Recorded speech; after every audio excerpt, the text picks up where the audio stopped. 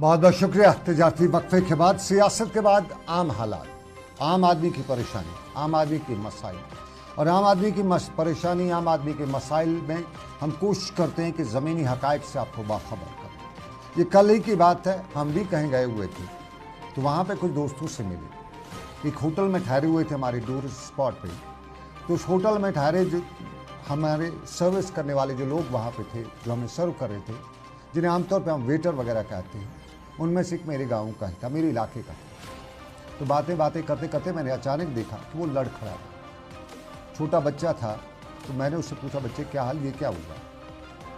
तो बातों में उसने मुझे बताया कि उसके पाँव में दर्द है। मैंने कहा क्या बात है, डॉक्टर को दिखाया वगैरह। तो उन्होंने मुझे बताया जो मैंने उन्हें अखज़ किया। वो बच्चा छोटा होटल में जॉब कर रहा है, कोई और जॉब वगैरह नहीं मिला है।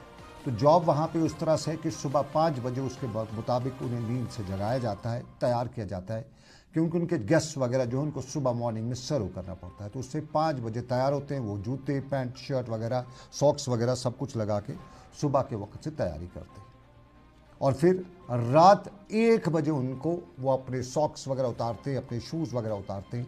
यानी सुबह 5 से रात के 1 बजे तक ड्यूटी उनकी लगातार होती है। अब मैंने उनसे पूछा कि भाई आप ये क्यों कर रहे हो? तो उन्होंने कहा जॉब नहीं है, मजबूरी है। मेरी मजबूरी का नाजायज़ फ़ायदा उठाया जाता है। साफ जाहिर है इस तरह के लोग हमारे यहाँ हैं। उसकी वो जो टांगों के ऊपर थोड़ा सी वो जो उसकी जो नसें हैं वो मोटी हो गई थी, यूँ लग रहा था वो थ्रोम्बोसिस वगैरह कुछ लग रहा था।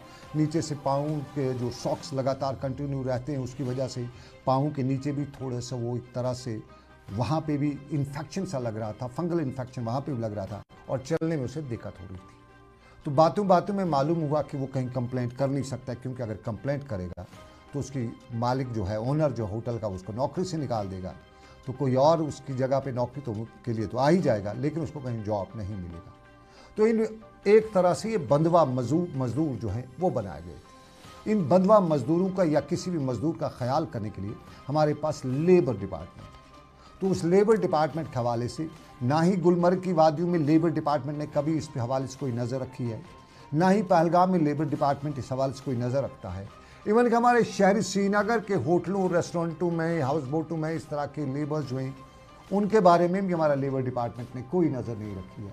और वहाँ जो काम करने वाले लोग हैं, जो छोटे मोटे काम करते हैं, चाहे वो लेबर पे हैं, किचन में काम पे हैं, या कि वो वेटर के पोजीशन पे वहाँ काम करें, हमारे लेबर डिपार्टमेंट ने कोई रजिस्ट्रेशन तक नहीं की है।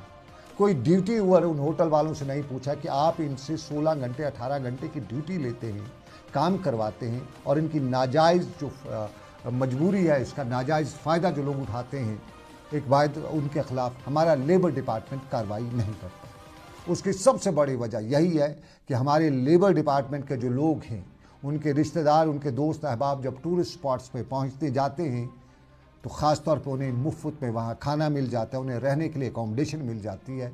तो फिर ये उस होटल या उन होटलों के ख़िलाफ़ कार्रवाई क्यों करें? अक्सर लोगों ने इसके हवाले से यही ख़बर आया कि लेबर डिपार्टमेंट के जो अफसरान हैं, उनके रिश्तेदार, उनके दोस्त अहबाब ज़्यादातर टूरिस्ट स्पॉट्स में वीकेंड्स पे होते हैं, और शनिचर और एतवार की रात तो उनकी पहलगाम, गुलमर्ग, सोनमर्ग, यूसमर्ग ऐसी जगहों पे होती है। और फिर उनसे होटल वाले जब किराया नहीं लें, उनसे वहाँ पे खाने के पैसे नहीं लें, रात को रुकने का चार्जेस ना करें, तो फिर वो कैसे उनके ख़िलाफ़ कार्रवाई कर सकते हैं? तो लेबर डिपार्टमेंट में कुछ शायद बड़े लोग भी होंगे, कुछ सुनने वाले भी होंगे। उनसे गुजारिश है कि ये एक अलमिया है, वो बच्चे नहीं बता सकते आपको, लेकिन कम से कम आपकी एक ज़िम्मेदारी है कि आप होटलों में जाइए, वहाँ देखिए कि उनके रिकॉर्ड में कितने लोग काम कर रहे हैं और उनकी ड्यूटी वर्स क्या है। अगर किसी होटल में 10 आदमियों की ज़रूरत है और वहाँ 4 आदमियों से ही काम लिया जाता है, तो उस होटल वाले को बता दीजिएगा। और ये आम होटल नहीं है, अच्छे खासे होटल हैं जो सरकार की सब्सिडी भी ले चुके हैं, सरकार से टूरिज़्म के नाम पे बहुत कुछ, प्रमोशन के नाम पे बहुत कुछ भी लेते हैं, और फिर एक आम आदमी को जो रजिस्ट्रेशन जो होता है, कायदा और कानून होता है, उसके मुताबिक नहीं फ़ायदा देते।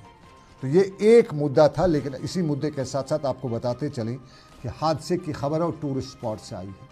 बंगसवादी सरहदी ज़िला कुपवाड़ा का इलाका है, और सरहदी ज़िला कुपवाड़ा के चौकी बल के बंगस के इलाके में एक दिलदोज़ हादसा पेश आया है।